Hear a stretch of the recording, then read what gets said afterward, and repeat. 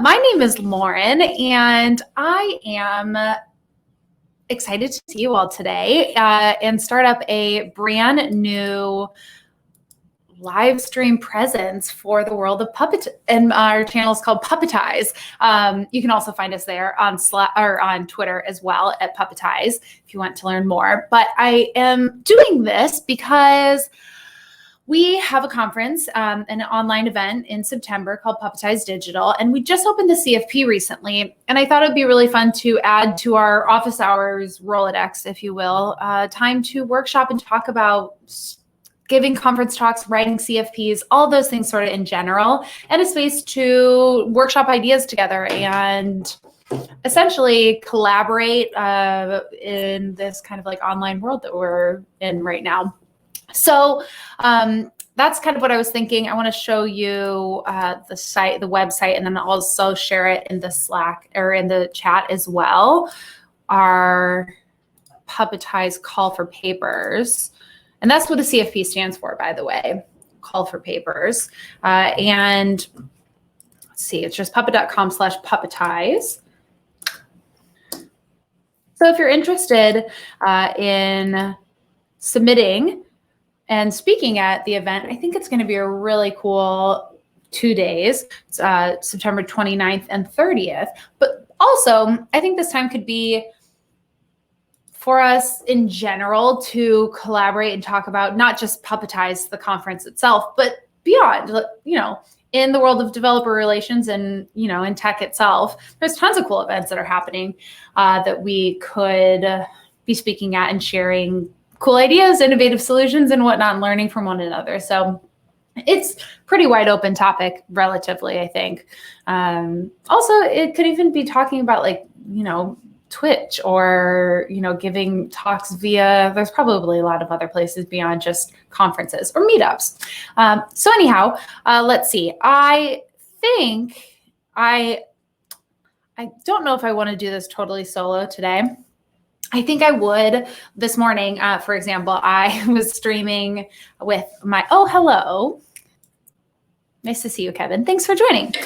This morning, Kevin, you joined us while we were workshopping an orbit trouble I was having, and we streamed on Aaron's channel. And so I'm thinking that I might want to grab you to come and hang out with me, but I don't know. We're both in the shed office that we have right now. My partner has a ton of experience speaking at conferences and whatnot, so you're really primed for the conversation. Will you come join and hang out with me, please? Yeah, let's see if I can. I'm not sure if we can line up this shot. Hi, everybody. Laura's here as well. No, you can't just sit behind me. Well, let's take off. Like, we don't need to have the Puppetize. Y'all have it in the chat. What the heck is Orbit? Never heard about them. Can I just like? We did a lot of fun use case and like playing around with it today, and I hope that that was helpful for y'all. No, you can't just hang out in the shoulder. Okay. So which side do you want me on? You go to this side. I'll go to this side. Okay. I'm lighter. No, they can hear our they can hear our like rolly of our seats as you. Yeah. Everybody. Okay, so can you, let's see. You don't have to have that. Yeah, that was nice of you. Yeah. That's very supportive. He has the live stream up. That's nice. I watch all of your live streams too. You do watch all my live streams. So I appreciate that very much. Yeah, I'm really good at that. I do like to drop in and try to, like, if I do need you and I'm inside the house, I use the chat. The chat is a way to tell you things like, dinner's ready and your family needs you. Yeah, normally my family needs me is, can you come make us an old fashioned? Yes, that's what that translates to.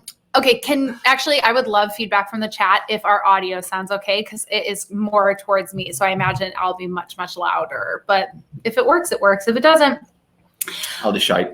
Speak loud. Very clear. Fabulous.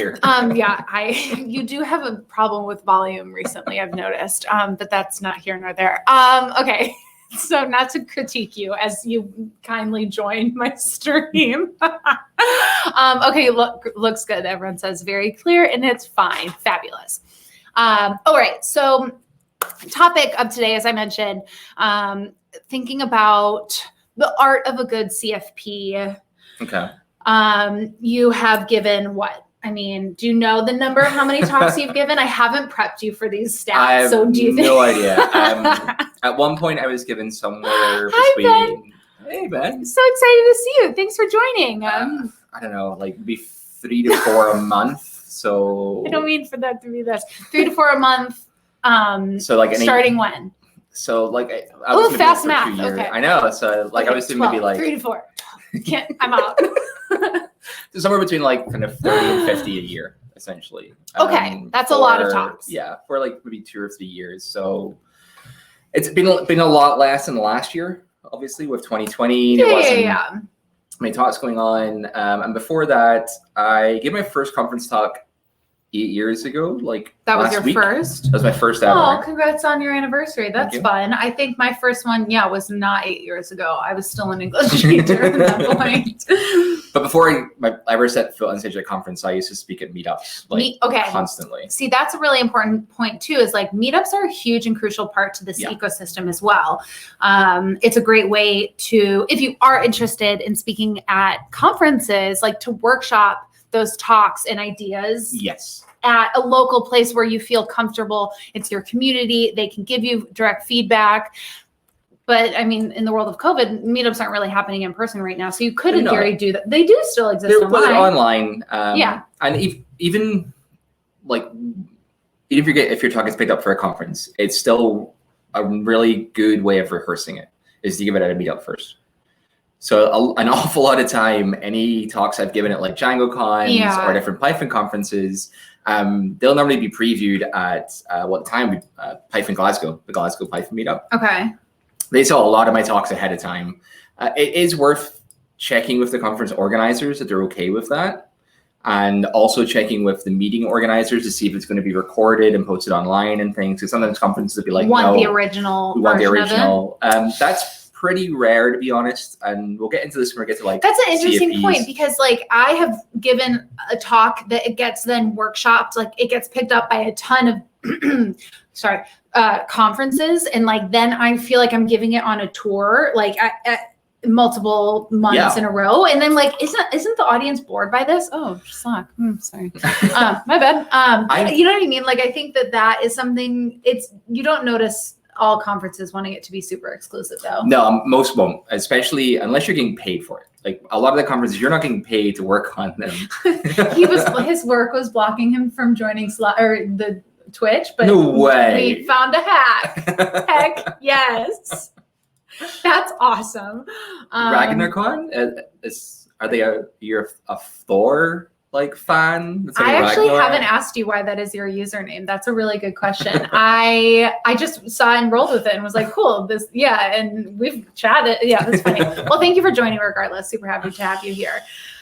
This is interesting. Laura, I think also if you're a little bit shy to present on something with your peer group, I think that is a really sometimes though, with your peer group, it's more terrifying because it's the people that like you want their opinion the best for. But hopefully if it's a good like community for you, you can workshop it and and be open that you want the feedback. Yeah, I've given it sometimes where I'm like, these are not the final slides. Like this is going to be my talk. Help me build it. Yeah, it's like hopefully the content is pretty close, but anyhow. I want your feedback. And the fact that it isn't even sometimes fairly polished and finished, they feel more comfortable giving you feedback on it as well. Like you can see it's something that's still in development. Right. And then there's like a sense of pride too when you do take it to the actual talk and to the conference that you're giving it at, and people are like, we were there when we saw beta or we saw the version 0. Yeah. But we're talking about like we've given the same talk multiple times. Honestly, it wouldn't be worth my while in a lot of cases to be writing. You brought a cider. I brought a cider. I just need one. Here you go. Thank you. I'm sorry I interrupted you. This is not my work stream, it's your work stream. You're right, this is water. Plus it's 3:00. It's been a long day. But yeah, the amount of work that goes into a conference talk, like it is like tens of hours of work, and multiple rehearsals and everything else. For me to give that at just one conference, it's not worth it. Like it really isn't worth it. That's maybe true. Okay, but that makes a really good point though. Why do people speak in the first place? Maybe we start there. Is that Yeah, I guess I'm assuming while setting this office hours up, I'm assuming that people want to speak at a conference, but like, A, what are conferences anymore? So like, do they even exist right now? Yes, but like it's very different because you're talking to yourself in a room. But B, why do people even care to like, what's the value in presenting? True. And it's very different value for me compared to like a regular person. It's my job, like big part of my job. So it'd be like, okay, you're gonna write some not code. all of us are developer advocates. Exactly. That's the thing. For me, giving a talk once isn't not worth it to my employer. Okay. Because the amount of time I need to invest in writing that talk to then only present it once, have to do that each and every time. Okay, this is a really interesting point that Ben's saying though. That like the fear, like I don't feel like I'm the expert, so why should I present to my peers on this stuff is such a terrifying. I can 100% relate to that feeling because I don't know, we assume it's a mixture of imposter syndrome, one piece. Pride. But also like just we surround ourselves with people who are really smart in this industry. Everyone I know is smarter than me in all the things, right? Like, okay, you know what I'm saying though. And so it's like, why do I deserve to be speaking on this in the first place is something that I think like we just have to, I don't know how you tackle that. It's like, it is difficult. How do you do it? So for me, the speaking is because I managed to do so much preparation. Okay. And I had been to conferences. I'd done a lot of speaking at meetups beforehand. I'd seen a lot of other people speaking at meetups. I'd seen as well that people really want to see you succeed when you're on stage. Everybody's in your corner. It's very rarely you'll come across anybody at a conference or anywhere place that is going to like be disparaging about you after a talk. They know how scary it is to get up on stage. Even if you do make mistakes or something you say is not completely factually correct or not best practice, right, they're going to cut you some slack because you're just a regular person, getting up there and talking, especially at technical conferences. Most of my experience comes from Python conferences, but this is the same really kind of across the board. The other thing is just the amount of prep that you do ahead of the talking as well. Like I will, I've written the code multiple times. I've ran through it. I've done my different rehearsals. So you've done everything you possibly could to be the but you're not also like claiming to know everything about it. You're like, I just know this part of it, and that's what I'm speaking about today. Exactly. And that comes across. If anybody's watching my talks when they have questions afterwards, I'm like very open to going, I don't know the answer to that. I'm sorry. I'm like, and one of them is like, okay, well, I think this might be the case, but I don't know for sure. And I've then gone away after the talk, researched their question. Yeah. Then followed up on Twitter to go, hey, that's a I wasn't great sure. interaction loop though. Yeah. That's huge. And then the next time I gave that talk, I included that in the talk. And then you're like, and my buddy, XYZ, Lauren gave me this great piece of feedback. Ben, this is really interesting too. Like knowing that you are the expert, right, at a conference, but then at the meetup place, like they know what you're talking about. So in theory, it's like you workshop that from that lens of like, hey, I know that we all here are experts on this. This is what I'm going to go present to like the others, like, you know what I mean? Like the people that aren't us. And am I representing it well? And like, do I do this from a entry or a place where people then are going to be excited and feel welcome to like become a part of us and join what we're doing? And so bringing them into that space where they can feel a part of that, right? Yeah. Like, it's kind of fun. It is, and it's inclusive, and as Kevin said, everybody wants to see you. Everybody's on your side. Like my first ever conference talk. They're not out to get me. I mean, that's hard to remind myself of, though. And the people there are going to be more knowledgeable than you. Like my first. Well, the actuallys of the world. So those are different. I'm sorry, I'm convoluting things. Then that's up to the MC or to the chair of the conference to make sure that those people don't get a voice. It's that thing of like the people who go, during Q&A and go, stick their hand up. Have you considered? Yeah, or not really so much for questions. Oh, that's a good one. That's a good one. Yeah, you're like, oh, cool. I've spent all this time, and you're just going to start talking about something else. Yeah, and that's up to the chair to shut them down. And that's that again. It comes to different communities handle it different ways. Yep. Python is really good with this. Of like they've made it very clear that like it's to be a question. It's not to be a statement. And if you don't follow those rules, they're just going to cut your mic.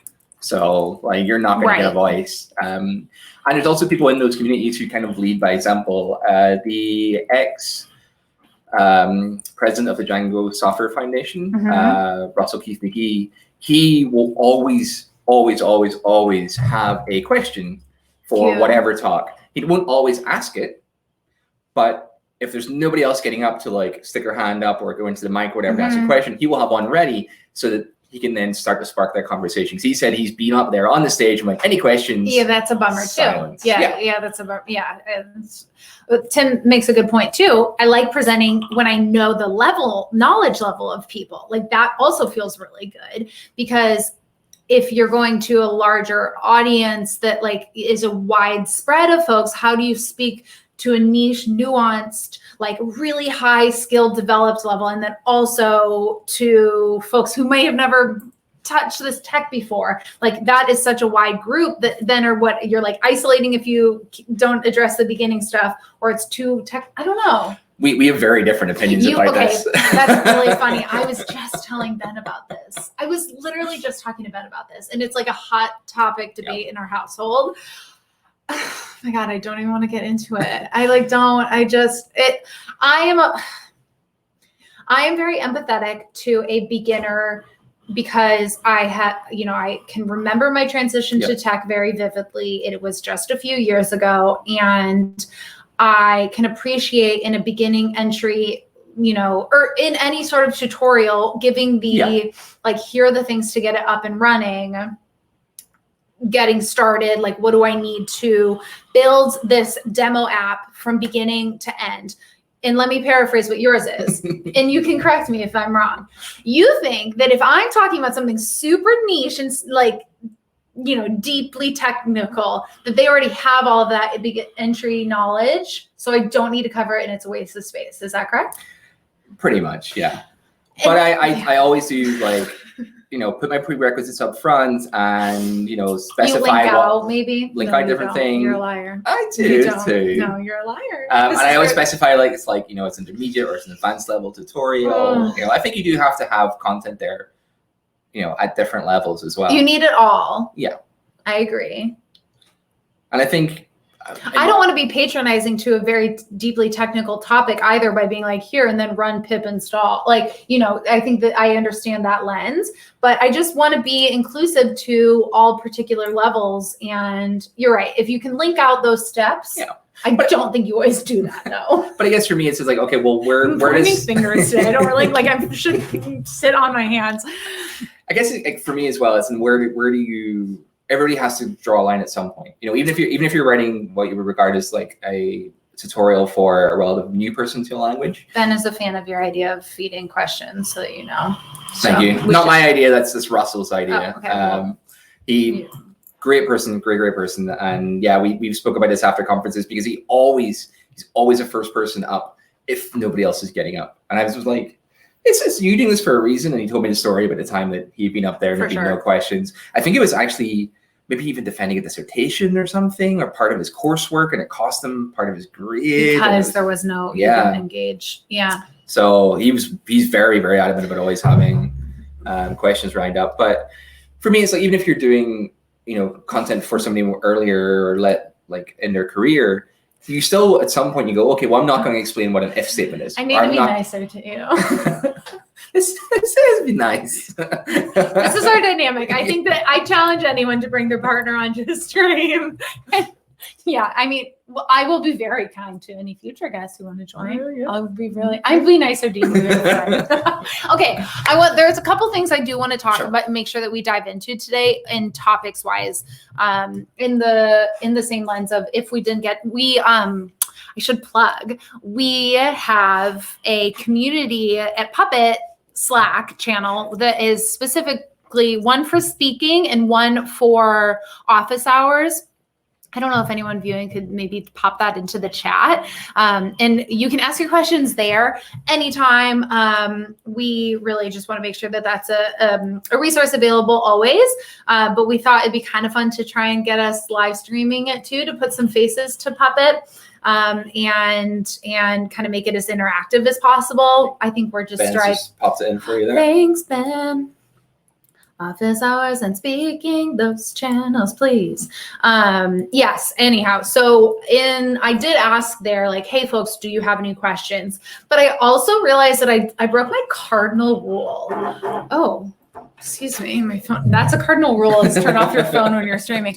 But in my question that I asked, I said, do you have questions about CFPs? And like, I use a 3-letter acronym in my question. A TLA. I use a TLA. And I'm mortified by that, because like, I try to be someone who is aware of jargon and not exclusive with language. Like, that was me just kind of like niche, making people feel outside if they didn't know what that acronym meant. I've already had to ask my new employer, do we have like a glossary somewhere? Because there's so many terms I have no idea about. Yeah, I was just talking to someone in the public community recently about glossary and the importance of just like having that bookmarked and accessible so that you can always know the terminology of things when it's being used, but also to not apologize when you're asking like, what does that mean?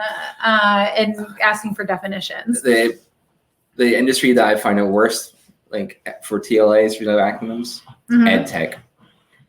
Really? Educators are so bad for them. When I was a teacher, we definitely had a lot of them. In your VLE and your VLS and your VLI, your virtual learning systems, your virtual learning environments, your all this and stuff. Yeah. Oh, I like this. Talk submissions. Okay, that's what we'll do.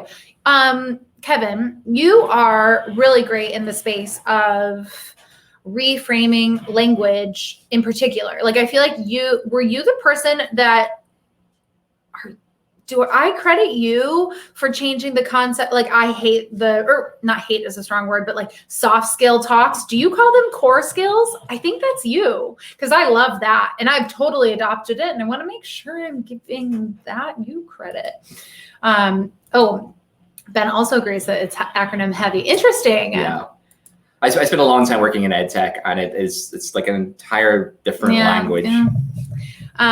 Okay, so it was a really long-winded way for me to say was that I pre-populated myself with some questions from friends of what they think about when they're taking on some talk submissions. Look, I just used my new word.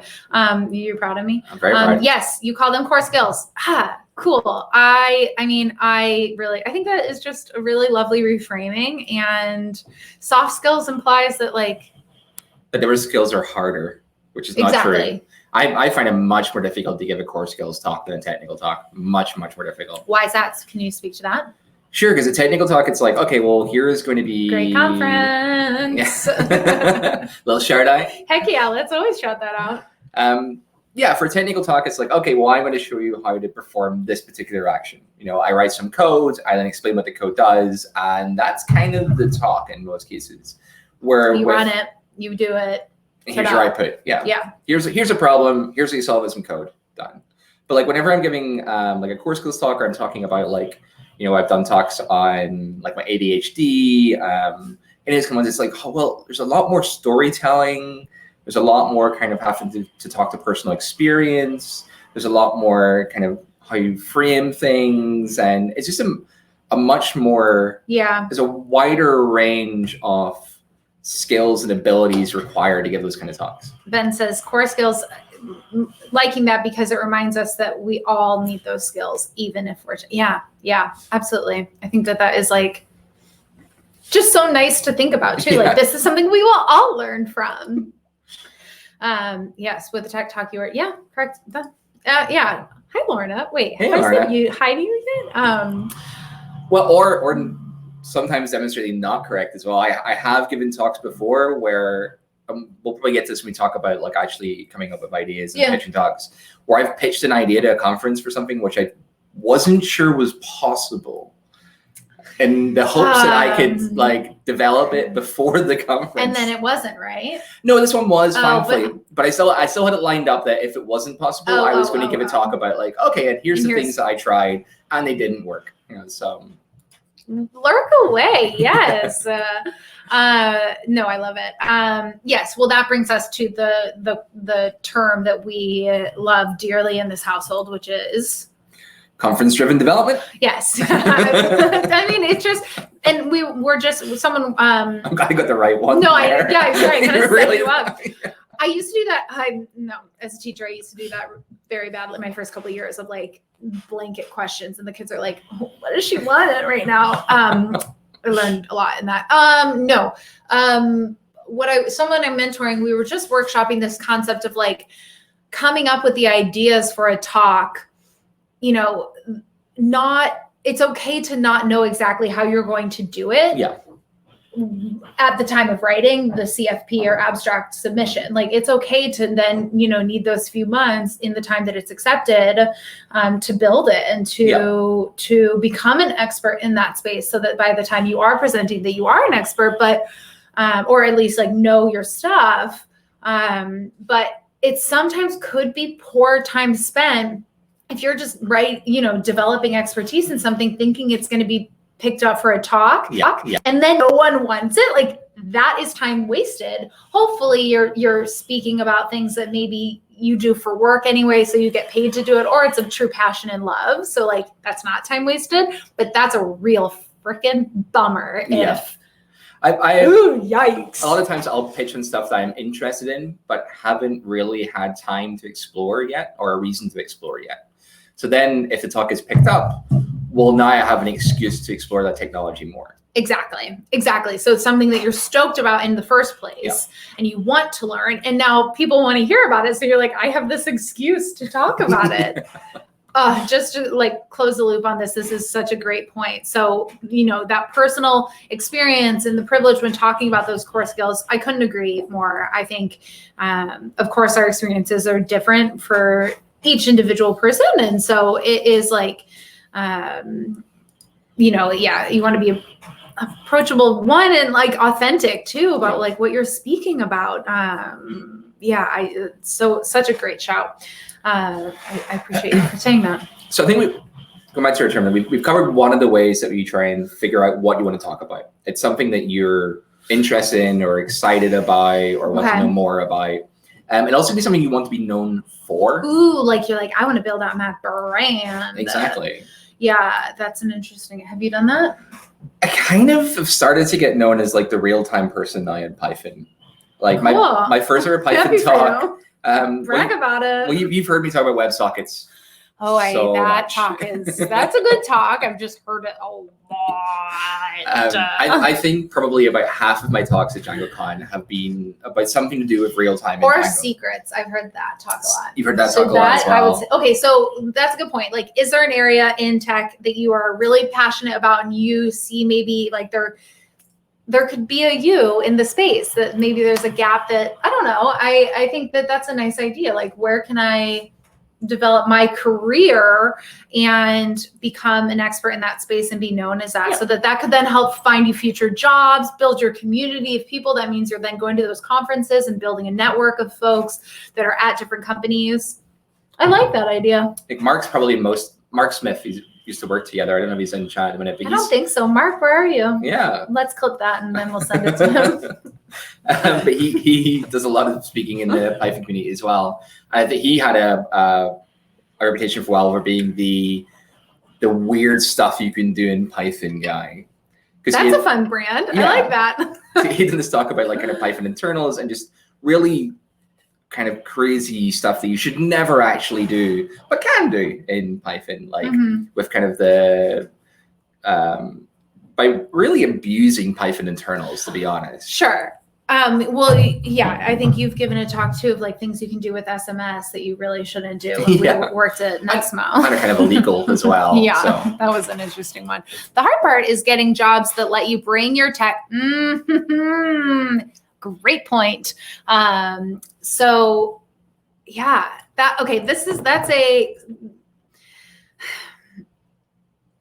Because it's also tough to only be giving talks about your side project or things that you do. Like I'm not a big philosopher or big believer in the advice when people are breaking into tech to say, oh, get your side hustle, like do the side projects and build out that portfolio, because that is implying the privilege of time and availability that you have to dedicate like to outside of a full-time job. I have a lot of side hustles. None of them are finished. Getting the deck done. I have Lanai. I have like trying to finish in here. The lights are still hanging off the ceiling. Okay, hold on. There are contractors working on the deck done. Yeah, but we had to help design it and stuff. Oh my gosh, I did the drawings. What is happening here? I'm being painted as the mean one, and you're just straight up lying. What? Okay, no. I'm building the fire pit. Okay. Which I realize is why I give them the wrong size for. So I can't do that right now. But yeah, my side project is we have a house and there's a lot of work that needs done. Like I don't have time to be working on code outside of my actual work code. And Lauren, like that's a good point in the sense of like it's interesting to talk about what you're doing day in day out at your job, and if you can share that with your community, what a cool thing too, because it helps kind of cultivate enthusiasm about it all on both sides. And if you're not working for an open source company. I've done talks before when I wasn't working, it was not my job. I wasn't a developer in developer relations. I was just a regular developer. Yeah. And the company still paid for me to travel to some of the conferences purely because it is a good look for the company, especially if they're hiring. But she's making that a really good point though, that like it's hard to not everyone is that company. Yeah. I don't know. I think that's a privilege that you had. Oh yeah, very much okay, so. Okay. It was something I spoke to him about while I was being hired. I want to do this because up until that point I've been paying for myself. Okay, so that's a really good advice. Is I have always asked during interviews of is it possible if I can't talk about our tech, Amazon, we couldn't talk about our tech, but they were supportive of me speaking about some of the problems we were solving in general, and I just swapped the data. Yeah. And it was okay. Ish. Ben says, love working in an ecosystem that encourages yes. And we can talk about them, and the modules itself are great because it's such a great point. We're so lucky in that regard because we can build these fun things that we love and need, and there's enthusiasm around talking about it, and then other people get excited about it as well. I think the fact that you're on your kid's iPad right now, I feel for you. Yeah, and I guess that's kind of what I was trying to say. You said it better than I, that traditional companies seem to require all kinds of legal reviews. They want to just full, see the script, see the code, all of that. And that's really tough.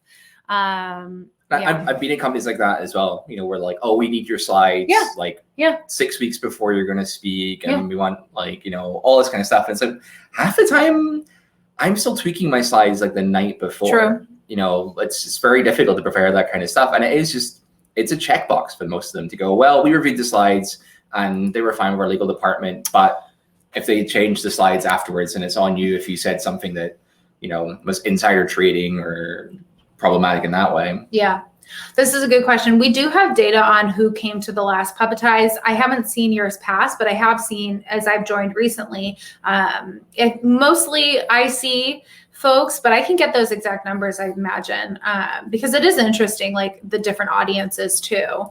I would see conferences metrics on who's speaking at them now. Yeah. Because I think in the last maybe 3 to 4 years, and it could be confirmation bias, that because I'm now in developer relations, that I'm noticing it more, but it seems to be a lot more people in developer relations speaking at a lot more conferences than I remember 5-6 years ago. Sure. It's absolutely developed as a industry space. And I think that corporate buy-in though is, and even a personal side project. To not own those sort of things is tough. Yeah, we had to at a previous limiting database company, any side projects I had to write up what they were and send it to legal and declare it. Yeah. So that they could then decide if one of 3 things could happen. One, they could go, that's ours, we're keeping it. Yeah. Same at Amazon. Yeah. Or they go, okay, stop working on that. It's too close to something. Or they go, okay, that's fine. You can keep working on it. I'm not going to make any claims to it. But I had to declare any side projects I was working on. This is a good point.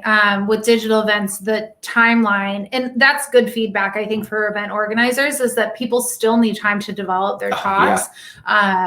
And if you're not in the DevRel space professionally, but maybe you're interested in it, but or just want to share what you're working on, it's not long enough then to Lorna, I'm curious, with physical events, what was the industry standard? 3 months? Yeah, well, that's a long time. No, people had to book their travel and stuff like that. Exactly. So yeah, it was normally several months. Yeah. And now it's just faster, tighter turnaround. My tightest turnaround so far has been 3 weeks. Yikes. For a 3-hour workshop. Whoa. Yeah.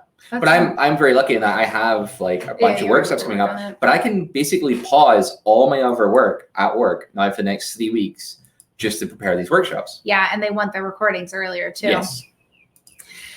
So we try to encourage developers to speak about their projects even without being, exactly. I think that asking people the concept of celebrating, what are you doing? And I think, Ben, we were kind of talking recently about how to celebrate open source contributions that folks at Puppet are making externally that are not a part of our ecosystem at all.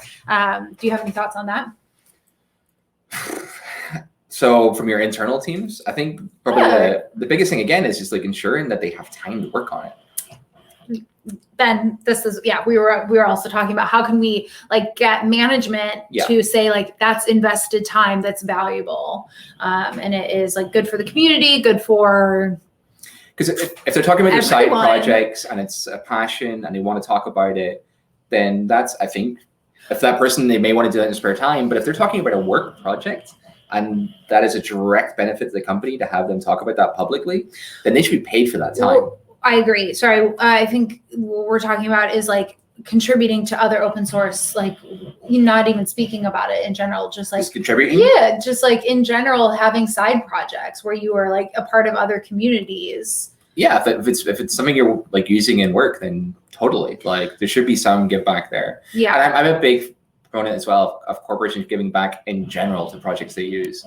It's this whole thing of you have this massive infrastructure. There's probably one of the core elements is maintained by one lone developer, working on it in spare time. Yeah.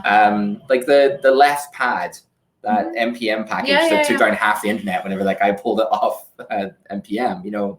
There's so many lone developers or small teams out there managing critical pieces of infrastructure that power huge amounts of what we do day to day. Absolutely. And they've got no funding, they've got no support. Lorna, they have a program to pay for the outside. Yeah, I think that's really, really cool. I mean, I think, as you're saying, supporting engineers by letting them know that you appreciate them and also giving practical support in terms of helping identify, polishing their, all of it. And that's such a good shout.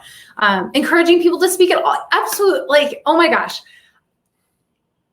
There is so much value for sharing this the expertise that we develop in our roles and not siloing behind it, because we just sometimes it's easy to stay behind our desks. Yeah. I have a whole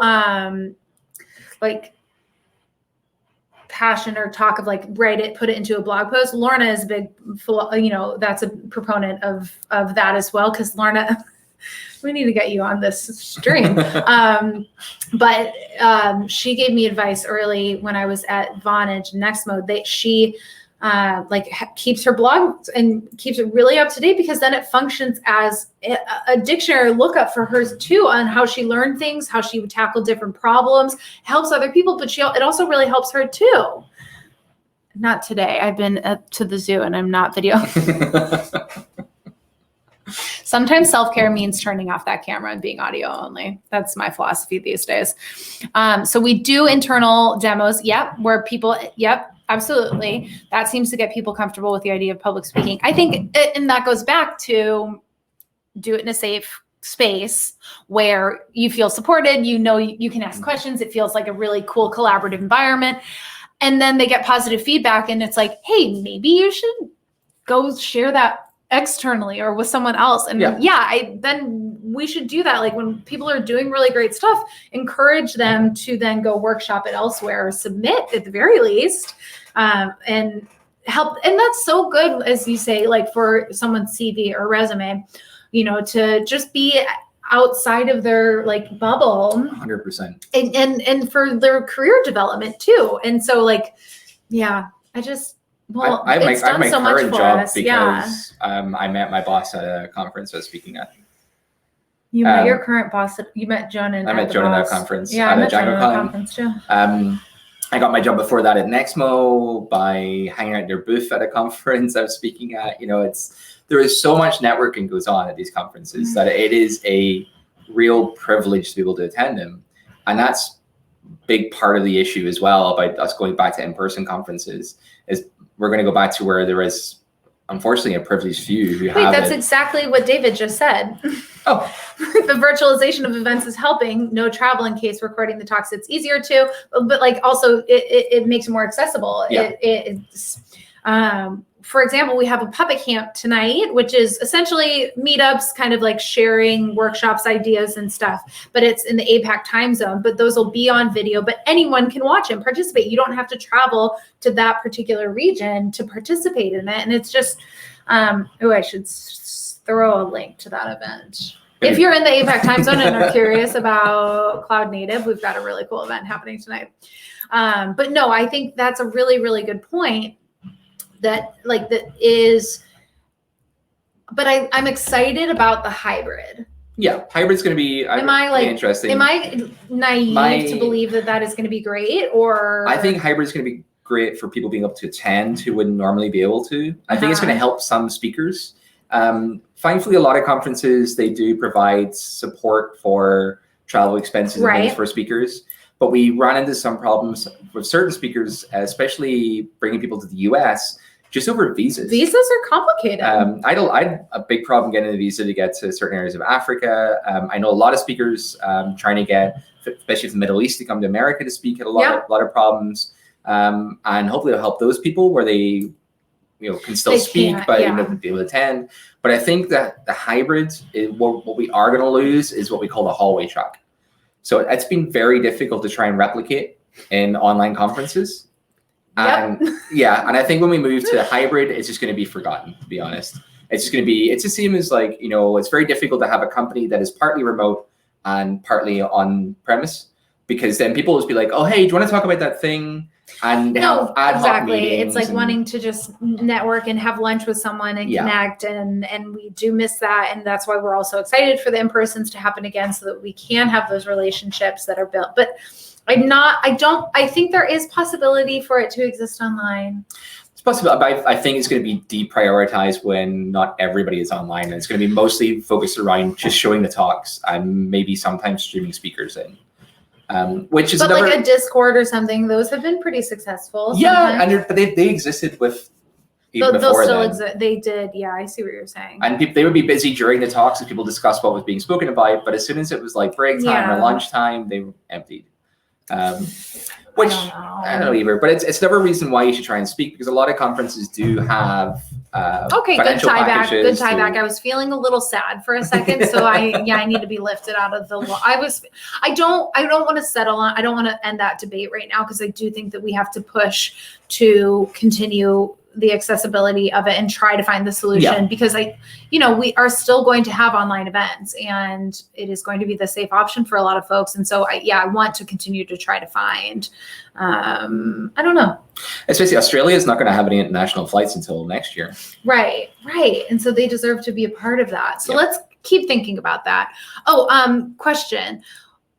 People that you love to listen to and talk, experts that I'd say your favorite. Really interesting and engaging. So there is Lily. Yeah. Lily is fantastic. Lily does a lot of talks in the Python community. You will find her. I'm trying to remember their username would be. Let's try and find some of the talks. Twitter. Yes, I can't remember what Lily's Twitter handle is. They do these talks that don't appear to be anything at all to do with technology, and then by the end you realize it was all about product management or the whole time. Yeah. What was the one that I've seen that was? I'll look up. You'll find what you. I'm trying to think of what the metaphor was. It was so good. It was like shipping containers. I mean, that's so it was laying the underlying telegram cables the between, cables. Yeah. And the like ships that were, that was so and good. The constant failure, and it was like, different people competing at the same time. Kelsey Hightower, absolutely. So Lily Ryan and let's see if I can find their Twitter handle. Basically, any talks by Lily Ryan. I never had much luck on the hallway track outside events in communities I was already well invested in. Do you mean in the sense like meeting people that it's just a tough moment to? Yeah, I can empathize with that. I don't hate structured networking moments at like a room with like very kind of thoughtfully crafted questions or like ways to engage, or on conferences where people are sitting in a circle talking about specific things, so that then you can, it's structured conversation, almost like in a coffee ops way, lean coffee way. I think that is like a nice way to encourage dialogue with strangers. I also have gotten a lot of joy in the Ruby world of the mentorship and scholarship programs. I attended my first RubyConf as a scholar and was paired with a mentor, and they helped make introductions for me and kind of welcomed me into the space. And we got to sit in the front row for keynotes, and I got to meet Matz and Sandy Metz and just like kind of the celebrities in that space. Sandy Metz, by the way, is my favorite speaker. But I just love her and everything she does. What am I saying in that? Oh, and then later, when I became more developed in my career, I was able to be a mentor myself, and then, help try and make those bridge to the connections for folks that are new to the space, welcome them, and, kind of get those conversations going too. I think just stranger conversations are complicated. Like that's just we're humans, and that's tough. Yeah, I'm pretty lucky in a lot of time when I'm at conferences, I already know people there, so that exactly makes it easier. Yeah, and you So we always follow the Pac-Man rule. Knew you were going to Pac-Man it. Go ahead, tell them what a Pac-Man rule is. So hopefully everybody knows Pac-Man, the video game with the little puck-shaped man, which incidentally Pac-Man was originally going to be called Puck-Man, but they figured out that with a little bit of vandalism on the P, you could change the name into something a little. Okay. So from Puck-Man to. I get it. Yeah, I follow. I don't want to like say it on your stream. And I agree. Mature label. But yeah, Pac-Man, little disc thing, waka waka waka, my flippins. But his shape is essentially a circle with a wedge cut out. So whenever you are having a conversation at a conference or you're like anything like that, and you're all standing around in a group talking, make sure you're in the shape of Pac-Man. Leave a wedge, leave a gap. And then that's then means it's easier for somebody else to come up and to join that group and to join that conversation. Yeah. And then whenever that person joins, you then move around again, make another group, and allows people to. I think you just if we all can, hear and spread the word of like, let's welcome those folks that are new, and if you don't recognize someone, and I don't know, I just like asking, not always leaning into what they do for work is like the beginner intro question, because if you're newer in between jobs and you're attending the conference to try and find something like that might feel really like eyes on you and kind of terrifying. Yeah. So just like, I don't know, you watch what talk are you excited to watch, or what are you excited for here? I don't know. There's something interesting about like welcoming people to the fold of that hallway track that isn't possible online. I'm going to come back to this. We are going to figure it out. I know I'm not working alone on this. I know a lot of people are. There's, Gather Town. Ben and I have been talking about like all the different options Skittish. Of cool, Skittish, Spatial IO, all these. One of the things mentioned is if somebody's at a technical conference, please assume they're technical. Wait, what? So don't be like, oh, are you here because your partner's speaking? Or are you here? I've seen that too many times and always directed at their gender. Yeah, I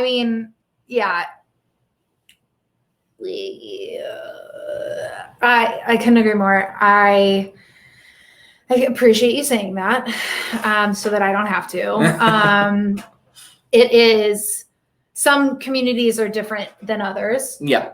For sure. And are more inclusive, welcoming. And I only go to conferences that have a lineup that feels representative and diverse and inclusive. And I think as men in the space, we can do a good job of when a talk is accepted to ask what the lineup is and to participate in events that have a good mission. Yeah. And not to like put that onto you, because I know you do it anyhow, but I think it's a really important thing that we push for inclusive representation at events.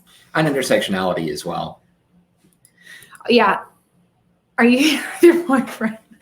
Are you here with yours? Yeah. I mean, yeah.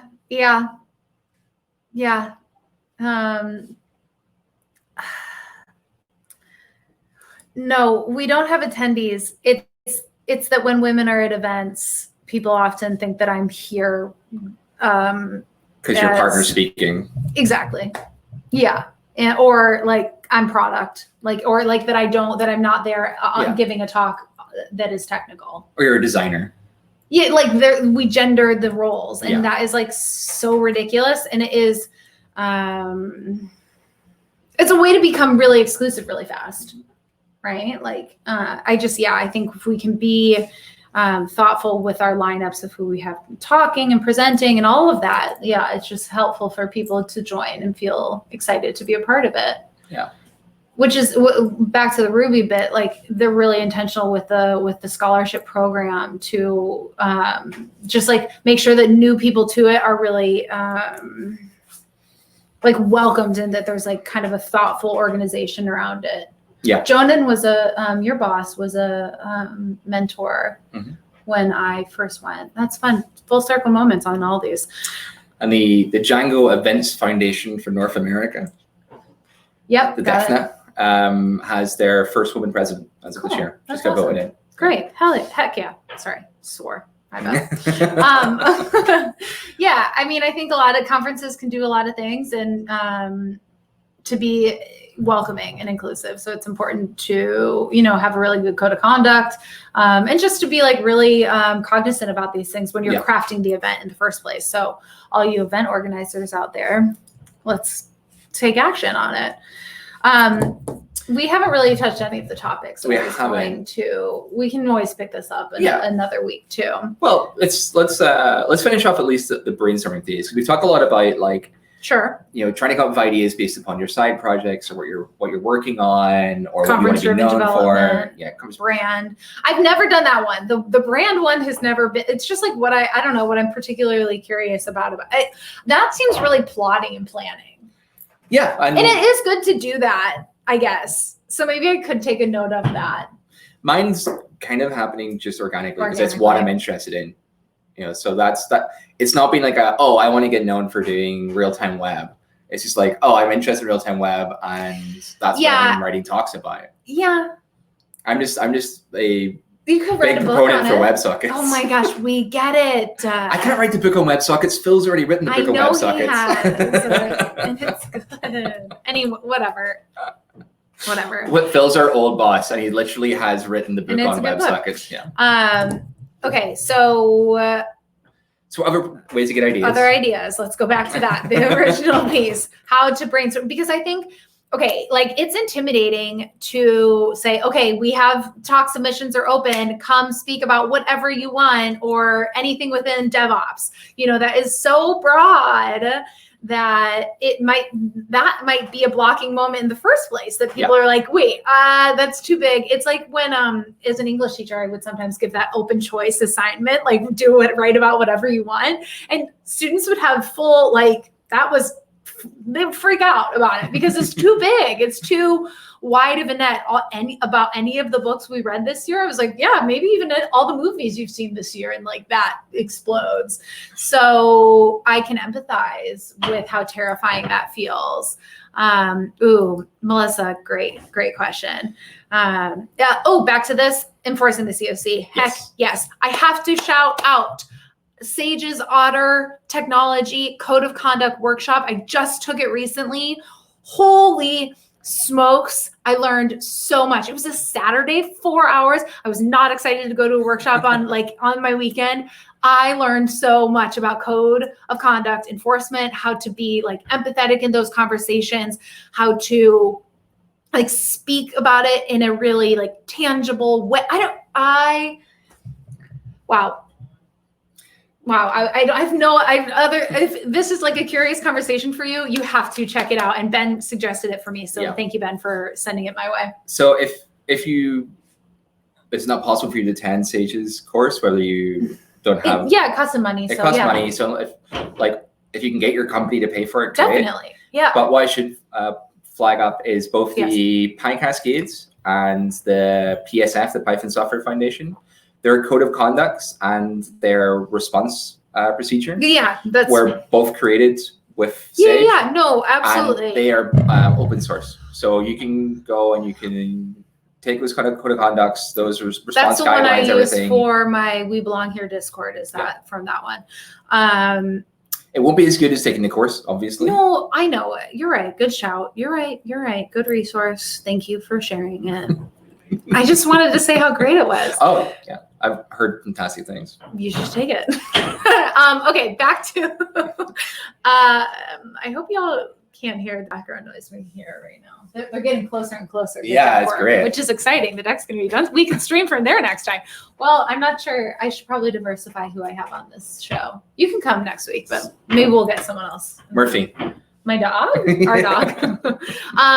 Narrow down the paradox of choice. I think absolutely it is really helpful for folks to zoom in on that area of expertise, excitement, passion, whatever it is. What have they spoken about before is a great thing. But what if you're a first-time speaker? No, I mean what have they spoken about at the conference before? Oh, I completely agree. I completely agree. I think going and looking at 2020 lineup, excuse me. Very excited by this idea. I just think it's very tangible. It's like I was thinking about what made Sage's workshop so good. It was the tangible pieces. This is a tangible bit of advice. My head got ahead of myself. Excitement.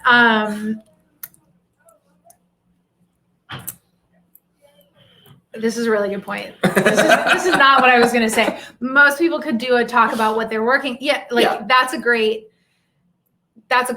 What are you working on presently, and what's interesting and exciting to you? Because you are such an expert in it right now. It's tough when then you're giving a talk about something that happened like last year, and then you have to remember it and like.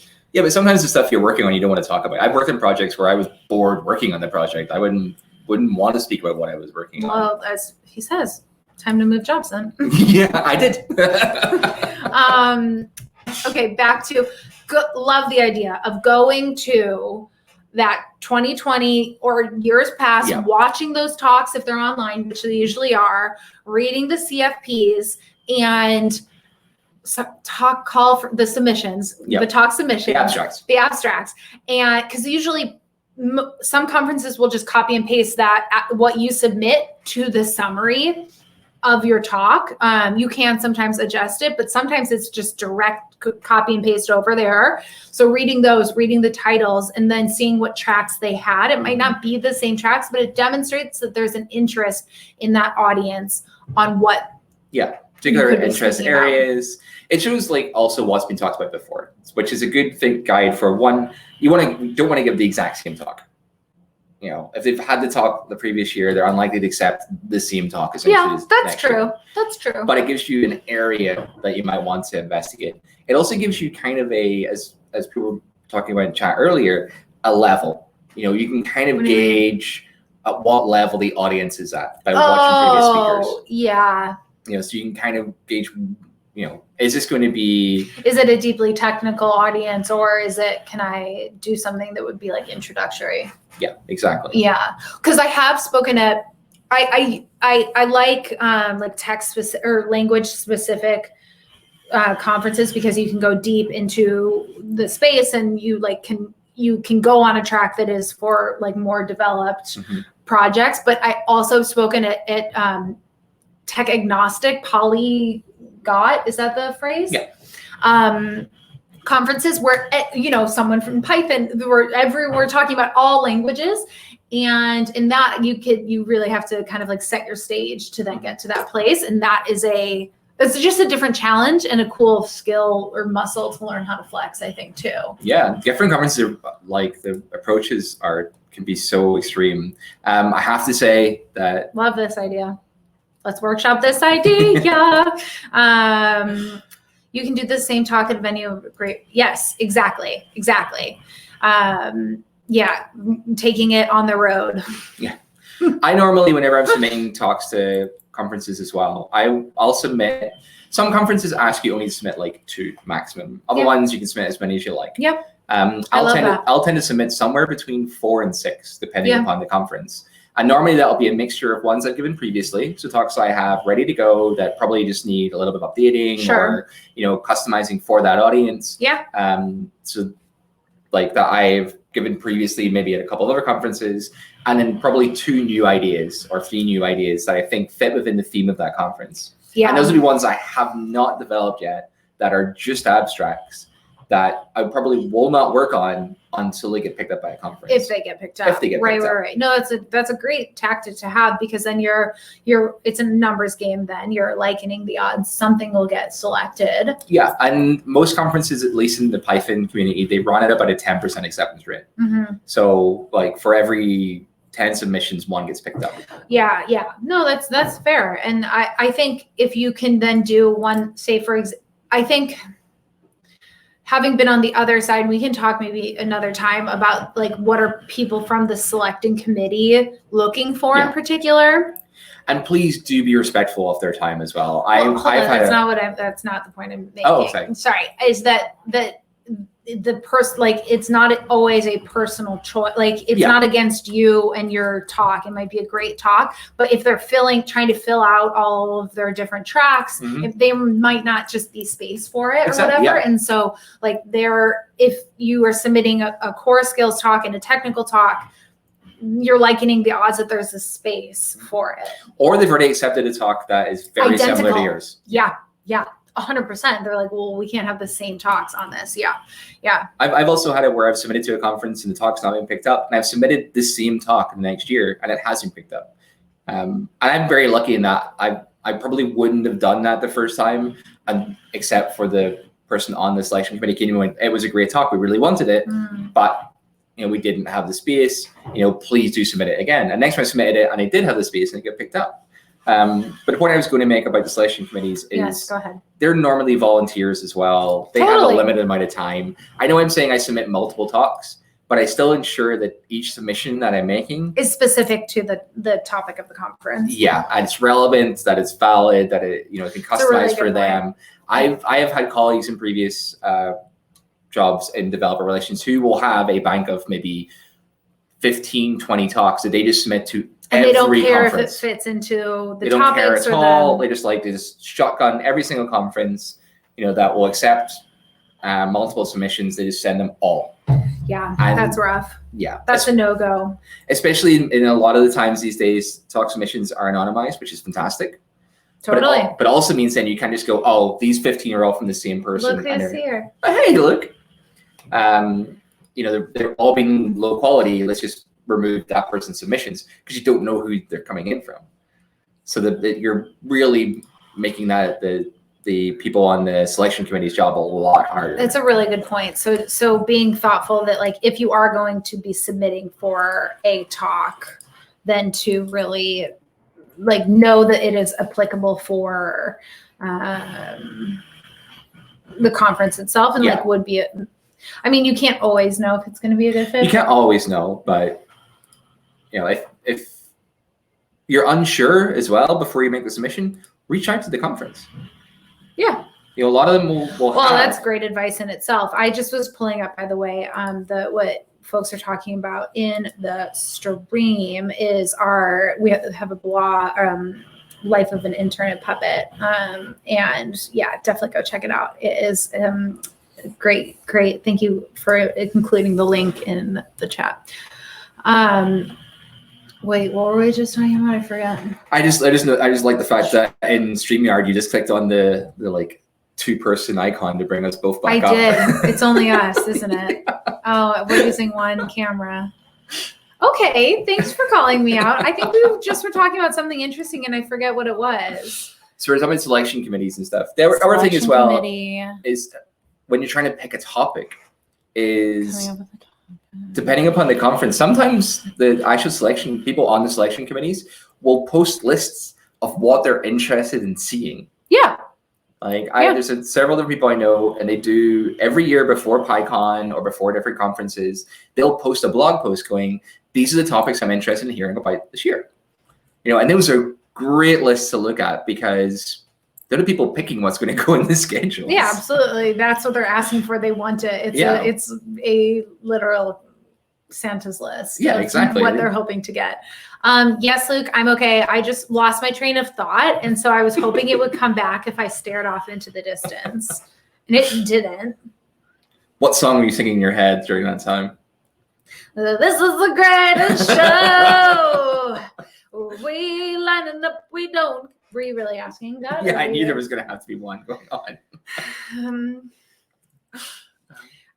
There are people who do blinding now as an external. Oh, cool. Yeah. I mean, I think you got it. Like you got to anonymize. Yeah. We are looking, puppet folks, we're looking to form a committee for conference or CFPs.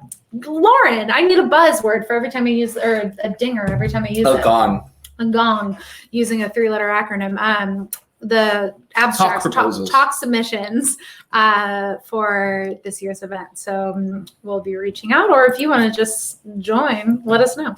On Luke's thing about like the blinding service, I know at least a couple of conferences that they have somebody who's not on the selection committee review the selections or the proposals first to ensure that there's no person identifiable information within the submissions. Because I've been pinged for it a couple of times because on the papers.net, call for papers, the website. Callforpapers.io. Yeah. They have different sections and it's never very clear sometimes which sections are going to the selection committee and which aren't. And I've been a couple of times included like in my bio, or notes section about me, I'll hear some links to like me giving this talk previously, essentially. Right. Yeah. And I've been pinged a couple of times going, hey, we're trying to anonymize these. Can you go through and delete these links? Because I haven't realized that was going to the selections committee as well. So that's a good idea. So if you have somebody, if you do want to do anonymized and to have somebody before it goes to the committee who can just do that quick little sense check off, oh, okay, well, they put some links to their blog or some videos. Let's ask them to strip those out. In the chat, this is a good shout. Like, Ben has been a part of the community for a great amount of time. And how do you do that? How do you anonymize when the community, like Ben knows them so well. So how do you do that? You can't. Oh, you can't. You can't. That's the short answer of it. But you get a committee, so it's not just one person voting. Exactly. And if you're doing the ranked choice voting as well, where you're doing like a public vote, that can help too, because then good point. There's different conferences like do different ways. I have been to conferences where the final schedule is just made up of talks that are voted by the community. That's it. Yeah. I couldn't be on one either for the Python community. I would recognize so many talk titles. Actually, that's not true. My memory's so bad. I would recognize the titles, but not who gave the talks. So I'd probably be fine. Yeah. But yeah, I've done ones where it's only a public vote. So that's what decides on the schedule is just a public vote. Those are cool. Other ones where it's just a selection committee. So it's a complete black box and the committee picks what the schedule is going to be. And then interesting ones that are a hybrid of both, where the public votes for a short list and then the selections committee then puts together the schedule based on that short list, and some will make it, some won't. So it helps and for things like I'm into that, where you might have 3 talks on the exact same subject that all go voted really high because the public is really interested in that topic, but you don't want to have the same talk 3 times in your schedule. So at that point, then you have to kind of step in and be like, which one they think is going to be the best. Reject the other 2, unfortunately. So the hybrid approach is pretty interesting. Hybrid, that's the theme Yeah. of today, because again, I think it's important to find a way for us to preserve the hallway track for online events, but that will be the challenge. Okay, yeah. We're investigating ways to democratize the content selection. We should talk sometime. Yep, took the words right out of my mouth. Or right out of my brain. I don't know. Mouth. I don't really That's know. the phrase. Public votes skew towards big social followings, but if you do it anonymously. Yeah. And ones I've been a part of, they specifically ask that you do not post a link to your submission. So you can't like go on your Twitter and go, hey, everybody go vote for me. Right, because of course then it would just be a popularity contest. Yeah. So then the submissions should be anonymized. They should be randomized whenever you load the page for voting. So it's not just like, the first 10 get the most votes. Good point. And there should be policing of people's socials, so they're not going, hey, can you go to this page and vote for the one that says this title? And there has been an occasion in the past where somebody has posted on their socials, and it wasn't they were trying to cheat the system or anything. They just weren't aware. It's like anything else, you see these competitions like, go vote for me as best Instagram photo of, Finish that sentence. Best Instagram photo of sunrise. Oh, okay. In this competition. Do you want us to do that for you? No. Do you have a hashtag sunrise that you want us to vote for? We'll do that. I mean, we've got folks here in the chat. We're still in bed, and the sunrises are already working these days, so I don't get a chance to take very many pictures of sunrise. But this person was just like, oh, it's a vote. I can ask my friends to vote for me, and they didn't realize they were. See you, Luke. Luke, it's been such a fun day. We, as we mentioned at the beginning of this, we streamed earlier this morning on your channel, playing with. Which you all should go follow right now. What Aaron Bassett Dev. Aaron Bassett Dev. Oh, this is kind of mean. Look how wait, right here. Or okay, I can. Why am I struggling here? This right here is just my name. I know. Sorry. I'm gonna put it in chat. Okay, go for it. Yes, we this morning we're working through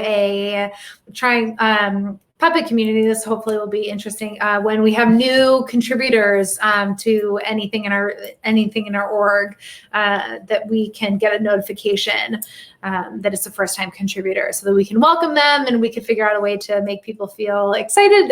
We're stoked to have them, and thanks for the pull request or issue,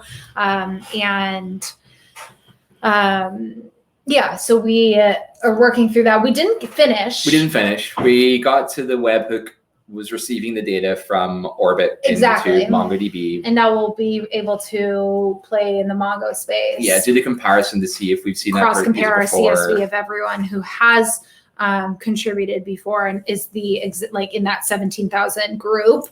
And if they are, cool, thanks for the contribution. But if they're not, they're new, and then add them to that list, but then also figure out a way to be excited for that. Yeah, they're here. ping you in Slack, and you can decide what you want to do from that point. Yeah. If you think that's a fun idea, let us know. But I also, would love to get community involved in helping us decide how we want to welcome them, or what we could do. Stickers are always fun, but we'll probably stream about that again on my channel, maybe later in the week. I tend to stream a lot about Python and React. Oh, really? I haven't noticed you've spoken about Python at all today. Never. And what else I do? This isn't a promo for yourself. I'm totally taking this for myself. We're talking about Puppet. This isn't you. This isn't the Aaron show. You were invited because you are an expert in this space. You have given lots of talks before, and I appreciate you weighing, you are on the board to help make sense of conferences too. So you've got the good gamut of perspectives. So why gamut? That's not a phrase, is it? I think you confused wide gamut and something else there. I'm not sure. I made it up. It's a new one. Cool. I'm pretty cool with inventing phrases. Not sure what I'm saying. All right. I don't think we're going to get through all of the topics I was hoping we would today. We're not. We're still in the brainstorming phase. Yes. We've really stayed in the place of ideating what you're going to even talk about in the first place. Because You've got a troll in your chat. I do? Get out of here. Yeah. Wait. DevOps. Wait, no, I don't. It's not a We love Ruby here. I love Ruby. That's funny. That's funny. You're funny.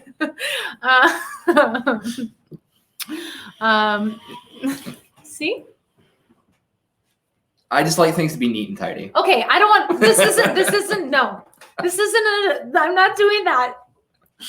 Not having language wars in your channel. I was like, am I okay? Like, it's okay for us to talk about these things. Why am I so phobic of like, I don't know that. Oh, that's funny. You're just scared in case like someone makes a comment about like having plushies again. Yeah, you're right. I shouldn't participate. I want everyone to feel excited and welcome and But is this significant white space? Is it going to be spaces or is it going to be tabs? Oh my gosh. Do you know that I once was iron-on pressed, I found so dumb, a shirt from Goodwill that had a rocket ship on it. It's like a nondescript kind of like NASA shirt. And I just ironed on spaces or tabs, question mark. And like, not a soul ever commented on it. I was giggling. Imagine you doing this while still like a teacher as well. Nothing to do with tech. I did not have a role yet in tech. I just thought it was, yeah. I don't know. I was really in the iron-on phase for a while, where I would like write code. No, I can't. I'll wear them at some point. But I still have a few. I know, I've seen them. Yeah, like the puns. No, it's not. It's not. Okay, whatever. Okay, so things I'd like to cover in the future. Mm-hmm. Once a talk has been accepted, like the talk writing portion, sure. Right? Like that particular lens of you have the 3 months or 1 month or whatever the time phrase is. So you got the 3 months and you procrastinate for 2.5 of them and then panic for a week. Yeah. Yeah. I want to talk about review committee, what they're looking for. Sure. Broadly, I mean, we don't speak on behalf of all conference review committees by any means. We can talk about Puppetize in particular. Let me toss the link to Puppetize again if anyone is wanting to submit. The submission timeline is open. Come and talk. Okay, so we want to talk about, committee. Then I think, the talk, giving the talk itself. Yeah. The art of writing a great talk and presenting and getting over your nerves. Which I still get, like, even now. Like, I think you're human. That's fair. You can be an expert in it. You still, But also maybe like tips on if you want to live code, how to tackle that, best practices for that. And then also like what to do with it afterwards, like, writing a blog post and putting it into written form into, how do you then capitalize on that content you've just created? Noticed. Like, I notice, N-O-T. Yeah, that's a great resource, definitely. I'll put that as well. It's one of those ones where I wish I'd started keeping it as soon as I started giving talks because I feel great about this question. I think silly themes or like a dad joke theme talk is super fun. I think it's fun to see. Yes, Noticed. That is a good resource for where to keep all of your talks. But I think it's like a catchy title is a huge part about getting people to show up for your talk, getting it accepted, and people just like being interested. It piques that curiosity. And as we were talking, Lily, speaking of an example of telling that story or the narrative piece to the code or, loosely connecting, I think anything that grabs an audience. There's that, okay. As an English teacher, you're traditionally taught to hook your audience. Like that can be a way in and a way to captivate and then keep them. Hopefully the content itself is interesting. Hopefully the use case that you're like demoing and if it's an application or something that you're showcasing is a good hook in itself. And people are like, oh, I like want that. Yeah. But I think okay, silly. Did a semi-silly talk in the past. Yeah, we should. Let's find links for those too. With all the content out there, entertainment is part of it. Yeah. I think one thing you do have to be careful of though is very like some pop culture references that are going to be outdated very quickly can then also make your talks be very outdated very quickly too. Wait, that's a really interesting point. We will get to that. But look at what happened. Is someone ordered a Stay Put Marshmallow Man from Amazon and wore it? That's awesome. That's so great. Yeah, public community is freaking rad. No, a bit on humor, and that kind of is to your point, Ben. Like things get outdated, and so your talk then no longer becomes like evergreen. And I give that advice a lot with writing technical like tutorials as well, because a GIF or a cultural reference can be it can just date it so quickly, but it also can be exclusionary. I think that that's a really tricky piece is someone might not culturally find it funny. And then if I'm not in on the joke, like that makes me feel like I'm not welcome personally. I was trying to find one of a talk I watched which had a Harry Potter theme. Oh, I would be down for that. I would love that. It's a great talk. But that's what I was trying to find. But I would love to watch that. I will retweet it later. But that's a good point too. It's like then that keeps people curious later on. So there's a danger in going niche because then someone who's like, I'm not into Harry Potter might not be. There is a thing to be said as well about the whole, people won't remember what you say. They'll remember how you make them feel. True. I don't remember what that talk was about. I just remember Harry Potter in it and I enjoyed the talk. Interesting. So I don't think we've come to an agreement on that. Like we like humor in the moment, it's memorable, but is there more value in remember like that you're now going to go look it up? Yeah, and I also have positive associations with the speaker because of it as well. Totally. They are a good speaker. Right, and then like the vignette of this too, it's like it is such you feel positively like connected to that, and I think, we did get spam. Do you wanna be famous? No, thanks. I don't have my moderator views because this is a new stream. Fun. Okay. Show mod icon. No, that's not it. Show mod actions. Watching us do this. There we go. That's not my one.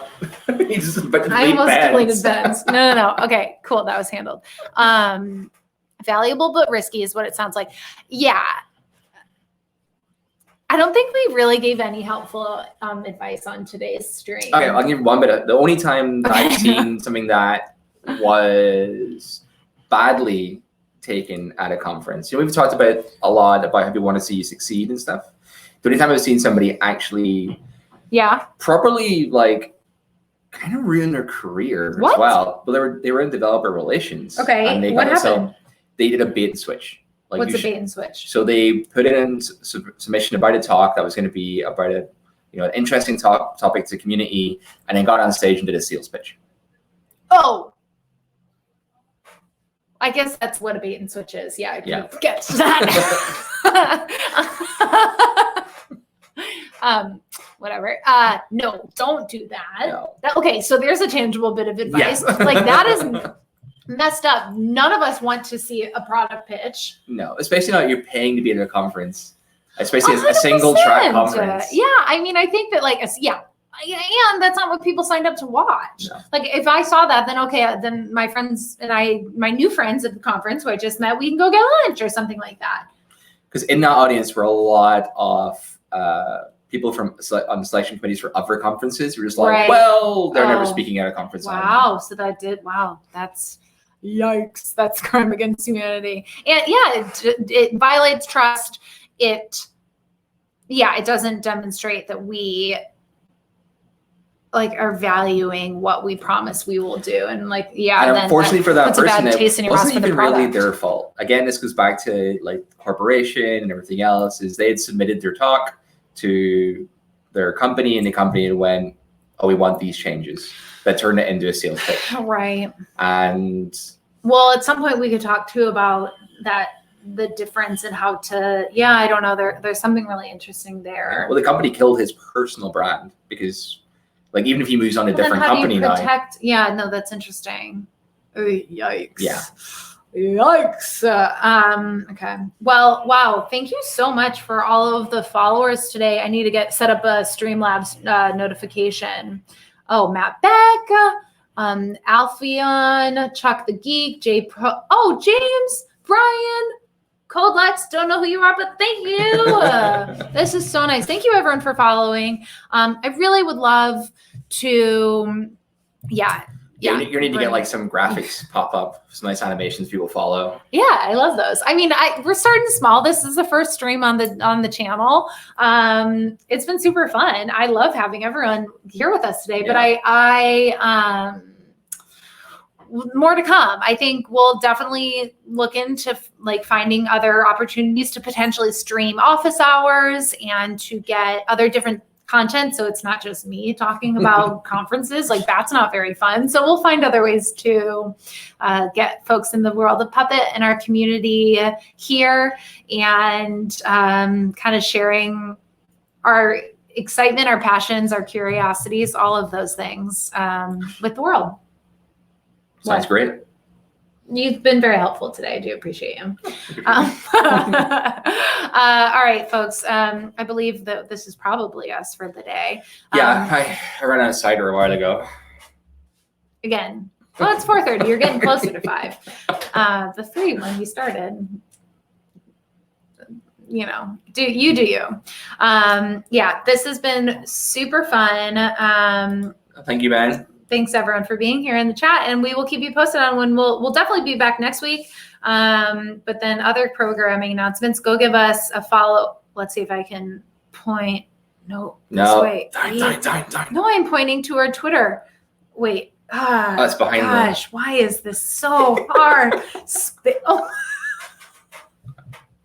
Oh my gosh, that's so hard.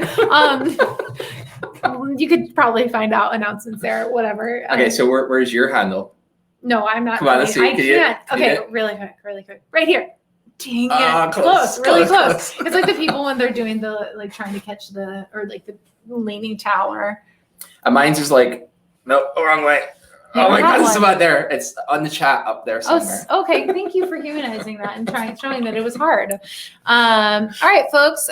We will see you later. Have a great day. Bye.